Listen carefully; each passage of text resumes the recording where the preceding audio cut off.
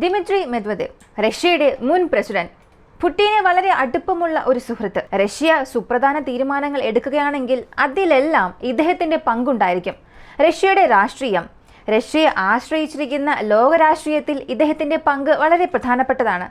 കൂടാതെ റഷ്യയുടെ security കൗൺസിലിലെ chairperson, ഇങ്ങനെ പല ചുമതലകളും ഇദ്ദേഹത്തിനുണ്ട്. പുടിനുമായി വളരെ അടുത്ത സുഹൃത്ത്. ഇദ്ദേഹം ഇന്നലെ അദ്ദേഹത്തിന്റെ ടെലഗ്രാമിൽ ഒരു പോസ്റ്റ് ചെയ്തു. ആ ടെലഗ്രാം പോസ്റ്റിൽ കീവിനെ കുറിച്ച് ചില കാര്യങ്ങൾ പറഞ്ഞിട്ടുണ്ട്. അത് ആണവയുദ്ധമായി മാറുമോ, അല്ലെങ്കിൽ ആണവയുദ്ധം അവിടെ ഉണ്ടാകാതിരിക്കുമോ, റഷ്യയുടെ റെഡ് ലൈൻസ് ക്രോസ് ചെയ്തത്, ഇങ്ങനെ ഒരുപാട് കാര്യങ്ങൾ സംഭവിക്കുന്നുണ്ട്. മദർ ഓഫ് റഷ്യൻ സിറ്റീസ്, കീവിനെ മദർ ഓഫ് റഷ്യൻ സിറ്റി എന്നാണ് പറയുന്നത്. അങ്ങനെ ഒരു നഗരത്തെ ഇരുമ്പ് ഉരുക്കിയാൽ ഏതൊരവസ്ഥയിലാകുമോ അതുപോലൊരവസ്ഥയിലേക്ക് എത്തിക്കാനുള്ള ശക്തി റഷ്യയ്ക്കുണ്ട്. അങ്ങനെ മാറ്റാൻ റഷ്യ തീരുമാനിക്കുമോ ഇല്ലയോ എന്നുള്ളത് ഈ ലോകത്തിന്റെ കൈകളിലാണ് ഉള്ളതെന്ന ഒരു പുതിയ രീതിയിലുള്ള കാര്യം അദ്ദേഹം പറഞ്ഞു. അങ്ങനെ കീവിനെ ന്യൂക്ലിയർ വെപ്പൺ ഇല്ലാതെ തന്നെ ഇത്രത്തോളമുള്ള ഒരു നാശം വിതയ്ക്കാൻ സാധിക്കുമോ? അല്ലെങ്കിൽ കീവിനപ്പുറം ഒരു നഗരത്തെ ന്യൂക്ലിയർ വാർഹെഡ് ഇല്ലാതെ കൺവെൻഷണൽ വാർഹെഡ് ഉപയോഗിച്ച് ഇത്രത്തോളം വിനാശമുണ്ടാക്കാൻ സാധിക്കുമോ എന്ന് നോക്കുമ്പോഴാണ് ഇദ്ദേഹം പരോക്ഷമായി ഏത് ആയുധത്തെക്കുറിച്ചാണ് സംസാരിച്ചത് എന്നത് നമുക്ക് മനസ്സിലാകുന്നത്. ദിമിത്രി പറഞ്ഞിരിക്കുന്നത് മറ്റൊന്നുമല്ല, the father of all bombs, റഷ്യയുടെ വളരെ മോശമായ ഉൽപ്പാദനങ്ങളിൽ ഒന്ന്. ലോകത്തിൽ ഇതുവരെയും ഏതൊരു രാജ്യവും ഇങ്ങനെ ഒരു കൺവെൻഷണൽ വെപ്പൺ നിർമ്മിക്കാൻ സാധ്യതയില്ല, യാതൊരു അവസരവും ഇല്ല എന്ന് പറയിപ്പിക്കുന്ന അത്ര ഡെഡ്ലിയായ മാരകമായ ഒരു ആയുധം. ഇത് റഷ്യ ഉപയോഗിക്കുമോ ഇല്ലയോ? സത്യത്തിൽ ഈ ഒരു ആയുധം അത്രത്തോളം ഡെഡ്ലി ആണോ? കൂടാതെ റഷ്യ ഉക്രൈൻ യുദ്ധത്തിൽ ഒരുപാട് പ്രിസണർ ഓഫ് സ്വാപ്പ് നടന്നിട്ടുണ്ട്. കൂടാതെ അമേരിക്ക ലോങ് റേഞ്ച് വെപ്പൺസ് നൽകുന്നതിനെ കുറിച്ചുള്ള ഒരു പ്രധാനപ്പെട്ട തീരുമാനം എടുത്തിട്ടുണ്ട്. ഇവയെല്ലാം ഈ വീഡിയോയിലൂടെ വളരെ വ്യക്തമായി അറിയാം.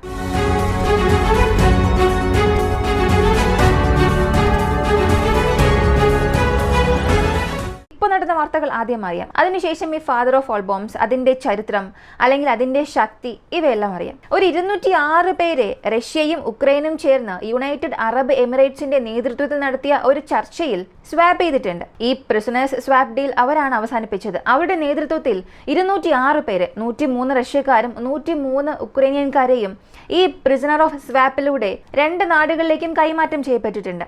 ഇതിൽ റഷ്യയ്ക്ക് ഈ 103 പേരും കേഴ്സ് ഭാഗത്ത് അടുത്തിടെ ഉക്രൈൻ പിടിച്ചെടുത്ത വ്യക്തികളാണ്. കേഴ്സ്കിൽ ഉക്രൈന് നടന്ന നല്ല കാര്യങ്ങൾ മാറ്റിവെച്ച് നോക്കിയാൽ ഒരുപാട് പ്രശ്നങ്ങൾ ഉക്രൈന് സംഭവിച്ചിട്ടുണ്ട്. ഈസ്റ്റേൺ ഫ്രണ്ട് കൊളാപ്സ് ആകുന്നത് തടയാൻ കഴിഞ്ഞില്ല. ഇങ്ങനെ പല പ്രശ്നങ്ങളും ഉക്രൈനിൽ നടക്കുന്നുണ്ട്. എങ്കിലും ഈ കേഴ്സ്ക് ഒഫൻസീവിൽ അവർക്ക് കിട്ടിയ ഏറ്റവും വലിയ നേട്ടം എന്താണെന്ന് നോക്കിയാൽ ഉക്രൈന്റെ പ്രിസൺ ഓഫ് വാർസിനെ തിരികെ കൊണ്ടുവന്നതാണ്.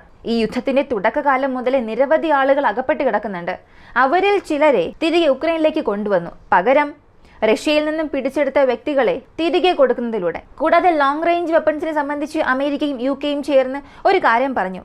തീർച്ചയായും അതിനുള്ള അനുവാദം ഇപ്പോൾ നൽകാൻ കഴിയില്ല. വരും ദിവസങ്ങളിൽ അതിനുള്ള തീരുമാനങ്ങൾ എടുക്കുമോ ഇല്ലയോ എന്നുള്ളത് ഭാവിയിൽ നമുക്കറിയാം. ജോ ബൈഡനുമായി നടത്തിയ ഒരു പ്രസ് മീറ്റിൽ അദ്ദേഹത്തിന് ഒരുപാട് ദേഷ്യം വന്നു. UK ഒരു റിപ്പോർട്ടർ തുടർന്ന് അദ്ദേഹത്തോട് ചോദ്യം ചോദിച്ചുകൊണ്ടിരുന്നു.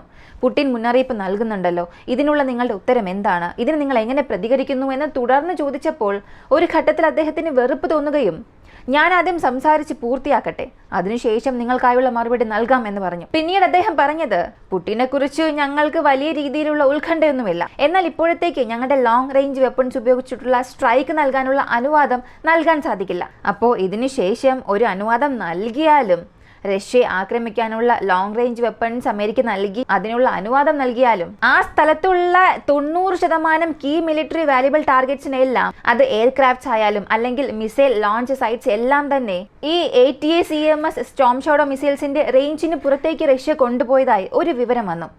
ഇവയേക്കാൾ വളരെ പ്രധാനപ്പെട്ട കാര്യമാണ് ഈ ദിമിത്രി നൽകിയ ഒരു സ്റ്റേറ്റ്മെന്റ്. അദ്ദേഹത്തിന്റെ ടെലഗ്രാം പോസ്റ്റ് ഇതാണ്. ഒഫീഷ്യൽ അദ്ദേഹം പറഞ്ഞത് ഇതവരുടെ ലോക്കൽ ലാംഗ്വേജിലാണ്. അതിൽ അദ്ദേഹം പറഞ്ഞിരിക്കുന്നത്, കീവ് റഷ്യയുടെ മദർ ഓഫ് ഓൾ സിറ്റീസ് എന്ന് പറയും. അപ്പോൾ മോസ്കോ അല്ല റഷ്യയുടെ തലസ്ഥാനം.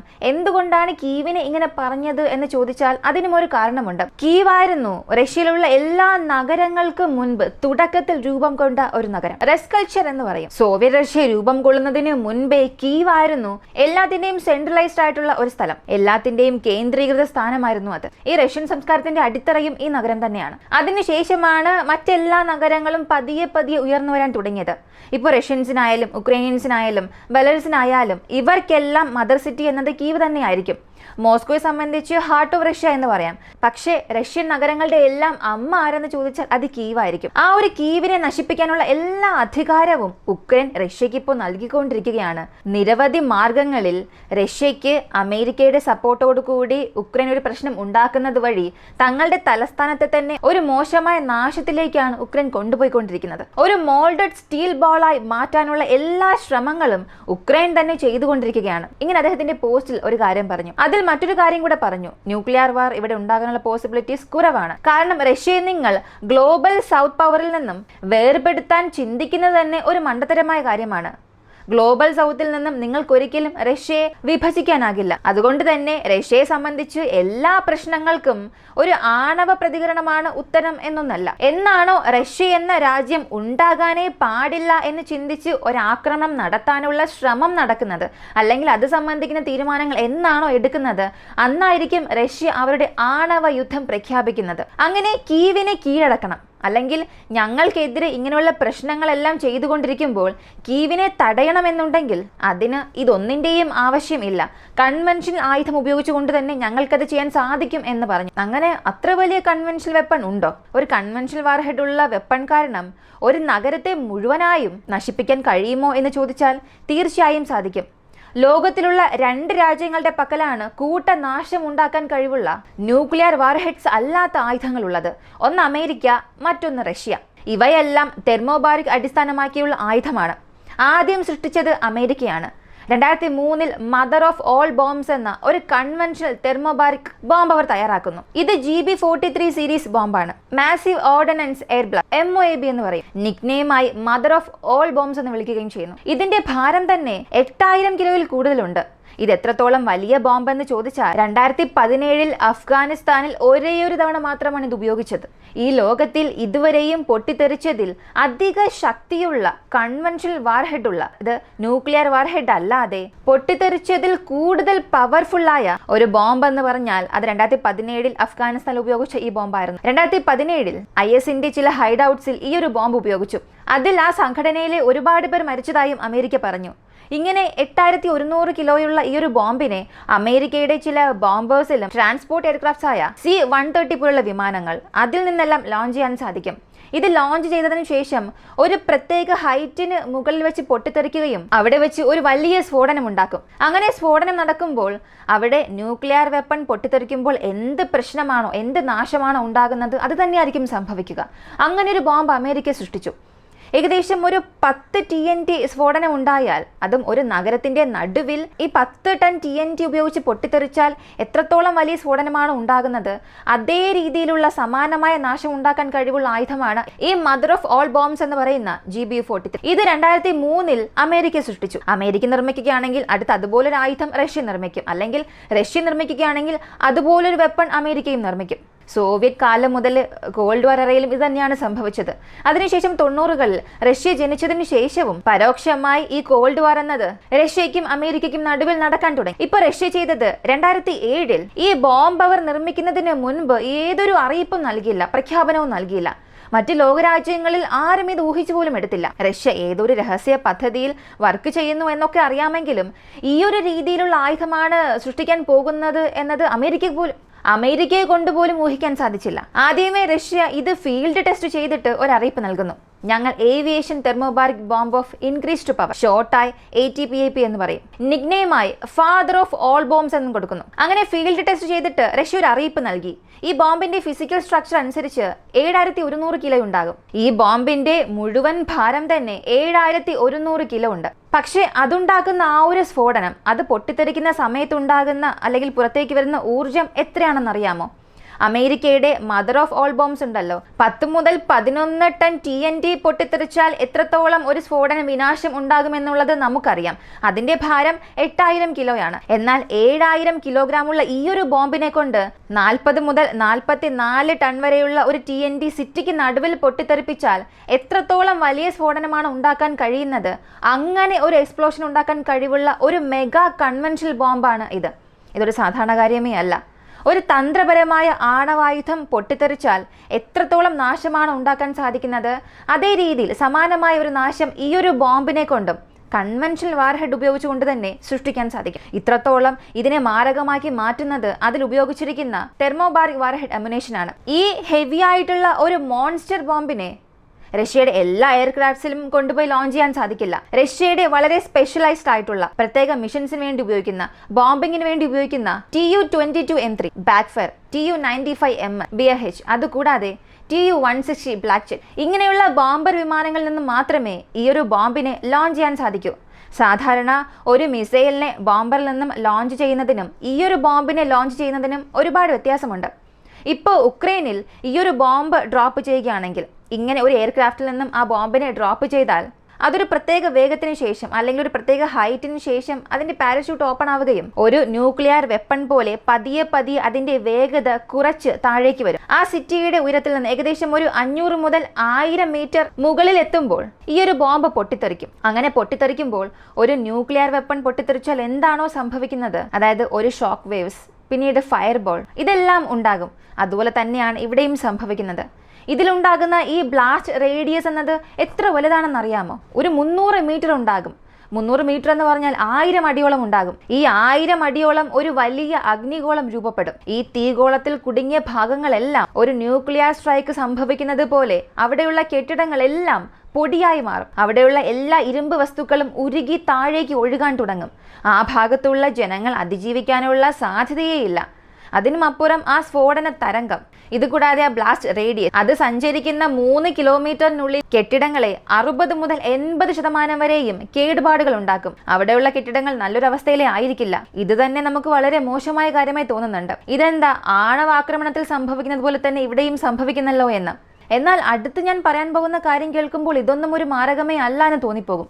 ഇങ്ങനെ തെർമോബാറിക് ബോംബ് പൊട്ടിത്തെറിക്കുമ്പോൾ സംഭവിക്കുന്നത് അതിന്റെ റേഞ്ചിനുള്ളിൽ ആ 3 കിലോമീറ്റർ അല്ലെങ്കിൽ ആ ബ്ലാസ്റ്റ് റേഡിയസിനുള്ളിൽ ഏതൊക്കെ ഭാഗങ്ങളാണ് ഉള്ളത്, ആ ഭാഗങ്ങളിൽ ഇതിൽ നിന്നുള്ള ഷാർപ്നെസ്, ടോക്സിക് ഗ്യാസ്, വിഷവാതകം, ഇന്ധനം എല്ലാം റിലീസാകും. അങ്ങനെ റിലീസാകുമ്പോൾ അത് ഫയർ ക്യാപ്ചർ ചെയ്യാനായി ആ ഭാഗത്തെ ചുറ്റിയുള്ള എല്ലാ ഓക്സിജനും തനിക്കുള്ളിലേക്ക് വലിച്ചെടുക്കാൻ തുടങ്ങും. കാരണം ഒരു അഗ്നി സൃഷ്ടിക്കണമെന്നുണ്ടെങ്കിൽ അവിടെ ഓക്സിജൻ പ്രധാനപ്പെട്ട ഒരു ആവശ്യമാണ്. അങ്ങനെ അവിടെയുള്ള ഓക്സിജൻ എല്ലാം ആഗിരണം ചെയ്യുമ്പോൾ ഈ സ്ഫോടനത്തിൽ നിന്നും പുറത്തേക്ക് നിൽക്കുന്ന ആളുകൾക്ക് ഓക്സിജൻ കുറവ് കാരണം ശ്വാസകോശം സംബന്ധിക്കുന്ന പ്രശ്നങ്ങൾ പരോക്ഷമായി അവരെ ബാധിക്കാൻ തുടങ്ങും. ഈ സ്ഫോടന ശബ്ദം കേട്ടവർക്ക് പിന്നീട് അവരുടെ കാതുകളെ കൊണ്ട് വീണ്ടും ഒരു ശബ്ദം കേൾക്കാൻ കഴിയാത്തത്ര സ്ഥിര വൈകല്യമുള്ളവരാക്കി അവരെ മാറ്റും. ഇനി ആ സ്ഫോടനം കാണുന്നവർക്കാണെങ്കിൽ കാഴ്ച സംബന്ധിക്കുന്ന പ്രശ്നങ്ങളെല്ലാം വരും. അതായത് ഒരു ന്യൂക്ലിയർ ബോംബ് പൊട്ടിത്തെറിക്കുമ്പോൾ എങ്ങനെയുള്ള പ്രശ്നമാണോ വരുന്നത്, അതുപോലെ സമാനമായ സംഭവം ഇവിടെ നടക്കും. പക്ഷെ ഇവ രണ്ടിനുമുള്ള ഒരു വ്യത്യാസം, ഇത് പൊട്ടിത്തെറിച്ചു കഴിഞ്ഞാൽ പിന്നെ അതിന്റെ അനന്തരഫലങ്ങളെല്ലാം അവസാനിക്കും. പക്ഷെ ഒരു ന്യൂക്ലിയർ ബോംബ് പൊട്ടിത്തെറിക്കുകയാണെങ്കിൽ അതിനുശേഷമുണ്ടാകുന്ന അനന്തരഫലങ്ങൾ, അതിന്റെ റേഡിയേഷൻ സംബന്ധിക്കുന്ന പ്രശ്നങ്ങൾ, പരിസ്ഥിതി പ്രശ്നങ്ങൾ, ആരോഗ്യ പ്രശ്നങ്ങൾ, ഇതെല്ലാം ഒരു വർഷത്തെ ഇങ്ങനെ പോയിക്കൊണ്ടിരിക്കും. പക്ഷേ ഇവിടെ ഈ ഒരു പ്രശ്നം വരില്ല. ഇതെങ്ങനെ റഷ്യ ലോഞ്ച് ചെയ്യും, ലോഞ്ച് ചെയ്തതിനു ശേഷം എങ്ങനെ പൊട്ടിത്തെറിക്കും, ഇതൊക്കെ നമ്മളിപ്പോൾ അറിഞ്ഞു. പക്ഷെ ഇവിടെ റഷ്യക്കുള്ള ഒരു പ്രധാന പ്രശ്നം, ബോംബർ വിമാനങ്ങളിൽ നിന്നും ഇത് ലോഞ്ച് ചെയ്യാം എന്ന് നമുക്കറിയാം. പക്ഷെ പാട്രിയോട്ട് എയർ ഡിഫൻസ് സിസ്റ്റത്തിന്റെ ആ റേഞ്ചിനുള്ളിൽ നിന്നുകൊണ്ട് ഈ ബോംബേഴ്സിന് ഇത് ലോഞ്ച് ചെയ്യാൻ സാധിക്കും. അങ്ങനെ പറക്കുമ്പോൾ ആ പാട്രിയോട്ടിനെ കൊണ്ട് ഈ ബോംബേഴ്സിനെ ഇന്റർസെപ്റ്റ് ചെയ്യാൻ അല്ലെങ്കിൽ വെടിവെച്ച് വീഴ്ത്താനുള്ള സാധ്യത വളരെ വളരെ കൂടുതലാണ്. അങ്ങനെയെങ്കിൽ റഷ്യയെ കൊണ്ട് ലോഞ്ച് ചെയ്യാൻ സാധിക്കില്ലേ എന്നൊരു ചോദ്യം വരും. കാരണം ഇപ്പോൾ റഷ്യ ചെയ്യുന്നതെല്ലാം റഷ്യൻ ടെറിട്ടറിക്കുള്ളിൽ നിന്നുകൊണ്ട് തന്നെ ക്രൂയിസ് മിസൈൽസിനെ അല്ലെങ്കിൽ മറ്റേതെങ്കിലും മിസൈൽസിനെ ബോംബേഴ്സിൽ നിന്നും ലോഞ്ച് ചെയ്യും. അതിനുശേഷം അതിന്റെ എഞ്ചിൻ ആക്ടിവേറ്റ് ആയി അത് തന്നെ ട്രാവൽ ചെയ്യാൻ തുടങ്ങും. എന്നാൽ ഈ ഒരു ബോംബ് എടുത്തുകൊണ്ട് പോകുന്നത് അങ്ങനെയല്ല. ഒരു ഫ്ലൈറ്റിൽ പറന്നുകൊണ്ടിരിക്കുമ്പോൾ അതിൽ നിന്നും ഒരു വസ്തു തൂക്കി എറിയുന്നത് പോലെയാണ്. അപ്പോൾ ഒരു റേഞ്ചിന് പുറത്തുനിന്ന് മാത്രമേ ഇതിന് ലോഞ്ച് ചെയ്യാൻ സാധിക്കൂ. അവിടെയാണ് റഷ്യയുടെ RS-28 സെർമാറ്റ് ഈ ഒരു സ്ഥലത്ത് വരുന്നത്. കാരണം ആ ഒരു മിസൈലിൽ ഈ 7100 കിലോ ഭാരമുള്ള ഒരു ബോംബിനെ റഷ്യയെ കൊണ്ട് ഫിക്സ് ചെയ്യാൻ സാധിക്കും. ഇതിനെ സാത്താൻ 2 എന്ന മറ്റൊരു പേരിലും പറയുന്നുണ്ട്. പേരിനനുസരിച്ചതുപോലെ തന്നെ ന്യൂക്ലിയർ ആയുധം വെച്ചാലും ന്യൂക്ലിയർ ആയുധമല്ലാതെ കൺവെൻഷണൽ വെപ്പൺ വെച്ചാലും അത് പേരിനനുസരിച്ചതുപോലുള്ള ഒരു നാശം ഉണ്ടാക്കാനുള്ള കഴിവുള്ള ആയുധമായി മാറിക്കൊണ്ടിരിക്കുകയാണ്. എന്നാൽ ഇതിലും ചില പ്രശ്നങ്ങളുണ്ട്. ഇതിൽ ഒരു വാർഹെഡ് മുഴുവനായി വയ്ക്കുന്നതിന് പകരം മൾട്ടിപ്പിൾ വാർഹെഡായി വയ്ക്കും. കാരണം സാത്താൻ 2നെ സംബന്ധിച്ച് MIRV സാങ്കേതിക വിദ്യയാണുള്ളത്. MIRV ടെക്നോളജിയോട് കൂടി ഒരുപാട് വാർഹെഡ്സ് കൊണ്ടുപോയി ലോഞ്ച് ചെയ്യാൻ സാധിക്കും. എന്നാൽ ഇതിന്റെ വാർഹെഡ്സിനെ ഇതുപോലെ സ്പ്ലിറ്റ് ചെയ്ത് വയ്ക്കുമ്പോൾ അതിന്റെ എയറോഡൈനാമിക്സിൽ ചില പ്രശ്നങ്ങൾ ഉണ്ടാകും. അല്ലെങ്കിൽ സിംഗിൾ വാർഹെഡായി തന്നെ ലോഞ്ച് ചെയ്യണം എന്ന് ചിന്തിച്ചാലും ഈ സാത്താൻ 2നെ സംബന്ധിച്ച് ഇത് 3 സ്റ്റേജ് പ്രൊപ്പൽഡ് ഉള്ളതാണ്. അതിൽ ഒരു സ്റ്റേജ് ലിക്വിഡ് സ്റ്റേജ് നിങ്ങൾ റിമൂവ് ചെയ്യുകയാണെങ്കിൽ എയറോഡൈനാമിക്കലി അതിന് പ്രശ്നമുണ്ടായിരിക്കും, അതിൻ്റെ പാതയിൽ പ്രശ്നമുണ്ടാകും, അതിൻ്റെ കൃത്യതയിൽ ചില പ്രശ്നങ്ങളുണ്ടാകും. ഇങ്ങനെ ചില പ്രായോഗികമായ പ്രശ്നങ്ങൾ ഈ സാത്താൻ 2 നിന്നും ലോഞ്ച് ചെയ്യുന്നതിലൂടെ സംഭവിക്കുന്നുണ്ട്. ഇതിനെ മറികടക്കാൻ റഷ്യയ്ക്കുള്ളത് രണ്ട് വഴികളാണ്. ഒന്ന്, സാത്താൻ ICBM നിന്നും MIRV സാങ്കേതികവിദ്യ ഇല്ലാതെ ഒരേ ഒരു സിംഗിൾ വാർഹെഡോടുകൂടി ഈ ICBM മുഴുവനായി ഉപയോഗിക്കുക. അതല്ലെങ്കിൽ ഇതിന്റെ വെയിറ്റ് കുറച്ച് മൾട്ടിപ്പിൾ വാർഹെഡ്സ് വെച്ച് അതിനെ വീണ്ടും ഫ്ലൈറ്റ് ടെസ്റ്റിന് അയച്ച് പിന്നീട് അതിനെ വീണ്ടും സൈന്യത്തിൽ ചേർത്ത് പിന്നീട് അത് ഉക്രൈനിലേക്ക് ഉപയോഗിക്കുക. ഇതിൽ ഒരു പക്ഷേ റഷ്യ ഉപയോഗിക്കണം എന്ന് ചിന്തിക്കുകയാണെങ്കിൽ ആദ്യമുള്ള ആ ഒരു ഓപ്ഷൻ ആയിരിക്കും റഷ്യ തിരഞ്ഞെടുക്കാനുള്ള സാധ്യതയുള്ളത്. അപ്പോൾ ഈ ഫാദർ ഓഫ് ഓൾ ബോംബ്സിനെ സംബന്ധിച്ച് ഒരു ന്യൂക്ലിയർ സ്ട്രൈക്ക് സംഭവിക്കാതെ, ഒരു രാജ്യത്തിൽ ആണവായുധം ഉപയോഗിച്ച് നശിപ്പിക്കാതെ സമാനമായ ഒരു നാശം സാഹചര്യം സൃഷ്ടിക്കാൻ കഴിവുള്ള ഒരു ആയുധമാണ് ഈ ഫാദർ ഓഫ് ഓൾ ബോംബ്സ്. ഇപ്പോൾ ഇത് ഉപയോഗിക്കാൻ പോകുന്നു എന്നുള്ളൊരു ഹിന്റ് നൽകിയതിലൂടെ നാളെ റഷ്യയ്ക്കും ഉക്രൈനും ഇടയിൽ ഒരു ന്യൂക്ലിയർ വാർ വന്നില്ലെങ്കിലും ഉക്രൈനെ സറണ്ടർ ചെയ്യണം, അല്ലെങ്കിൽ ഉക്രൈനെ എങ്ങനെ ആക്രമിച്ചാൽ, എങ്ങനെ അടിച്ചാൽ വേദനിക്കും, അങ്ങനെ വേദനിപ്പിക്കാനുള്ള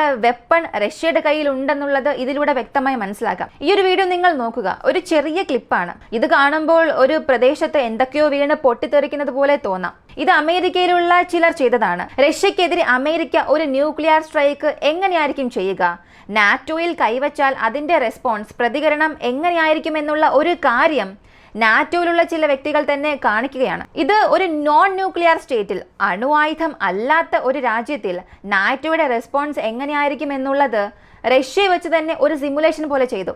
പക്ഷെ ഇവിടെ എല്ലാവരും ഒരു കാര്യം ഓർക്കുക, ആഗോളതലത്തിൽ അധിക അണുവായുധമുള്ള ഒരു രാജ്യം റഷ്യ മാത്രമാണ്. അപ്പോൾ നാറ്റോ രാജ്യങ്ങളിലെയോ അല്ലെങ്കിൽ ഈ അമേരിക്കയുടെയോ ഇത്രയും അണുവായുധം പൊട്ടിത്തെറിക്കുന്നത് വരെയും റഷ്യയുടെ ന്യൂക്ലിയർ വെപ്പൺസ് അല്ലെങ്കിൽ റഷ്യയുടെ ന്യൂക്ലിയർ ഫോഴ്സസ് ഉറങ്ങിക്കൊണ്ടിരിക്കുമോ, അല്ലെങ്കിൽ അവരത് കാഴ്ചക്കാരായി നോക്കി നിൽക്കുമോ എന്നുള്ളത് ഇത് നിർമ്മിച്ചവർക്ക്, ഈ സിമുലേഷൻ ചെയ്തവർക്ക് ഒരു പക്ഷേ മറന്നുപോയിട്ടുണ്ടാകാം. അടുത്ത് ഒരു യുദ്ധം നാറ്റോയ്ക്കോ അല്ലെങ്കിൽ 2 ന്യൂക്ലിയർ രാജ്യങ്ങൾക്കിടയിൽ നടക്കുമ്പോൾ, പ്രധാനമായും വെസ്റ്റ് വേഴ്സസ് റഷ്യ എന്ന് വരുമ്പോൾ, അത് ലോകത്തിന്റെ വളരെ മോശമായ നാശത്തിലേക്കായിരിക്കും കൊണ്ടുവന്നെത്തിക്കുക.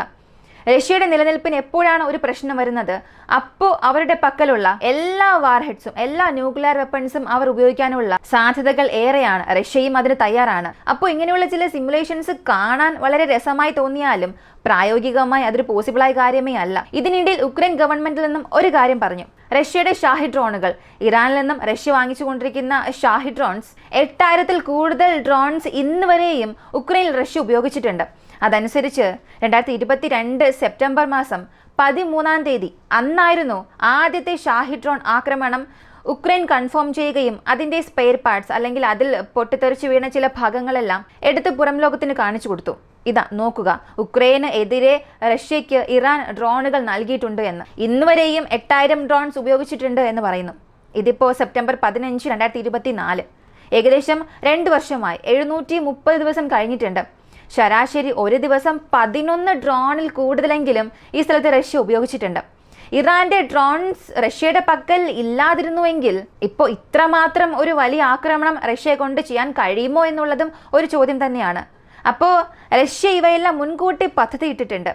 2022 മുൻപ് തന്നെ ഇതിന്റെ കരാറെല്ലാം നൽകിയിട്ടുണ്ടായിരുന്നു. അങ്ങനെ ആ കരാർ വഴി ഇറാനിൽ നിന്ന് റഷ്യ ഇപ്പോഴും ബ്ലാക്ക് മാർക്കറ്റ് വഴി ആയുധങ്ങൾ വാങ്ങിക്കൊണ്ടിരിക്കുന്നു, അവരുടെ ആയുധപ്പുരയിൽ ശേഖരിക്കുന്നുണ്ട്. ഈ ഒരു വീഡിയോയെ കുറിച്ചുള്ള നിങ്ങളുടെ അഭിപ്രായം കമന്റിൽ പറയുക. ഫാദർ ഓഫ് ഓൾ ബോംബ്സ്, ഒരു നോൺ ന്യൂക്ലിയർ സ്ട്രൈക്ക് ഈ ഒരു ആയുധം ഉപയോഗിച്ച് ചെയ്യുകയാണെങ്കിൽ എത്രത്തോളം നാശം സംഭവിക്കുമെന്നുള്ളത് അതിശയിപ്പിക്കുന്ന കാര്യമായും അതേസമയം വളരെ ഞെട്ടിപ്പിക്കുന്ന ഒരു സംഭവമായും തോന്നും.